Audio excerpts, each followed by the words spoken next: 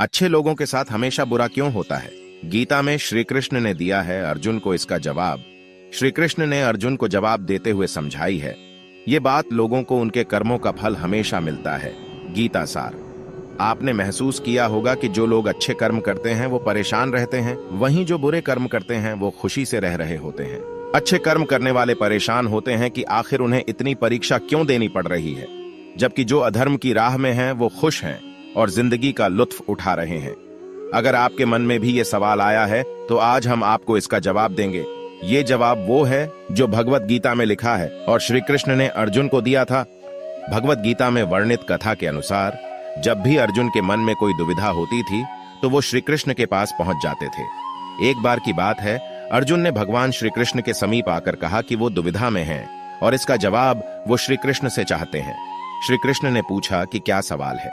अर्जुन ने कहा, मुझे ये जानना है कि अच्छे लोगों के साथ हमेशा बुरा ही क्यों होता है, वहीं बुरे लोग खुशहाल दिखते हैं। अर्जुन के मुंह से ऐसी बातें सुनकर श्री कृष्ण मुस्कुराए और कहा, मनुष्य जैसा सोचता है और महसूस करता है वैसा कुछ नहीं होता है, बल्कि अज्ञानता की वजह से वो सच्चाई नहीं समझ पाता है। अर्जुन उनकी ये बात समझ नहीं पाए। इसके बाद श्री कृष्ण ने क्या कहा वो जानते हैं। श्री कृष्ण ने अर्जुन से कहा, पार्थ, मैं तुम्हें एक कथा सुनाता हूं, उसे सुनकर तुम समझ जाओगे कि हर प्राणी को उसके कर्म के हिसाब से ही फल मिलता है।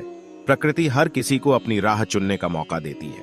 अब वो मनुष्य की इच्छा पर निर्भर करता है कि उसे धर्म की राह चुननी है या अधर्म की। कथा शुरू करते हुए श्री कृष्ण ने कहा, एक नगर में दो पुरुष रहा करते थे।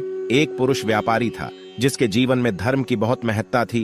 वो पूजा पाठ में यकीन रखता था। वो हर रोज मंदिर जाता था और दान धर्म भी करता था और हर रोज भगवान की पूजा करता था। वहीं दूसरा पुरुष बिल्कुल विपरीत था।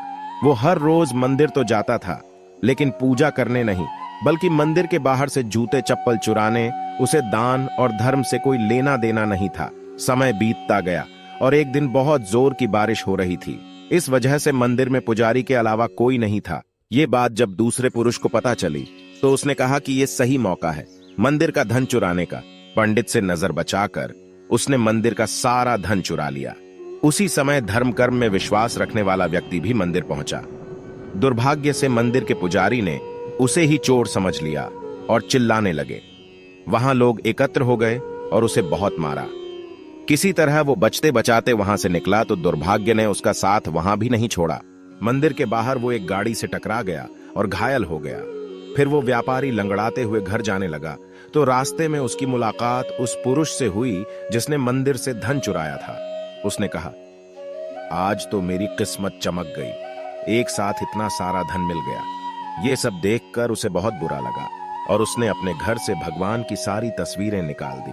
कुछ सालों बाद दोनों पुरुषों की मृत्यु हो गई। मरने के बाद जब दोनों यमराज की सभा में पहुंचे और भले पुरुष ने दूसरे व्यक्ति को देखा तो उसे बहुत गुस्सा आया। उसने क्रोधित होकर यमराज से पूछ ही लिया, मैं तो हमेशा अच्छे कर्म करता था, दान में विश्वास रखता था, उसके बदले जीवन भर मुझे अपमान और दर्द ही मिला और इस व्यक्ति को नोटों से भरी पोटली। आखिर ऐसा भेदभाव क्यों? इस पर यमराज ने कहा, पुत्र, तुम गलत समझ रहे हो। जिस दिन तुम्हारी गाड़ी से टक्कर हुई थी वो दिन तुम्हारे जीवन का आखिरी दिन था, परंतु तुम्हारे अच्छे कर्मों की वजह से तुम्हारी मौत सिर्फ एक छोटी से चोट में बदल गई। तुम इस दुष्ट व्यक्ति के बारे में जानना चाहते हो। दरअसल इसके भाग्य में राजयोग था, मगर इसके कुकर्मों और अधर्म की वजह से वो सिर्फ एक छोटी सी धन की पोटली में बदल गया। कथा सुनाने के बाद श्री कृष्ण अर्जुन से कहते हैं, पार्थ, क्या अब तुम्हें तुम्हारे सवाल का जवाब मिल गया?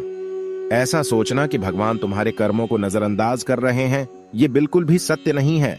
भगवान हमें कब क्या किस रूप में दे रहा है मनुष्य को समझ में नहीं आता है, मगर आप अच्छे कर्म करते रहें तो भगवान की कृपा हमेशा बनी रहती है। इसलिए अपने अच्छे कर्मों को बदलना नहीं चाहिए, क्योंकि उसका फल हमें इसी जीवन में मिलता है। इसलिए मनुष्य का फर्ज है कि वो हमेशा अच्छे कर्म करते रहें, क्योंकि श्री कृष्ण ने गीता में भी बताया है कि किसी के द्वारा किया गया कर्म बेकार नहीं जाता है, चाहे वो अच्छा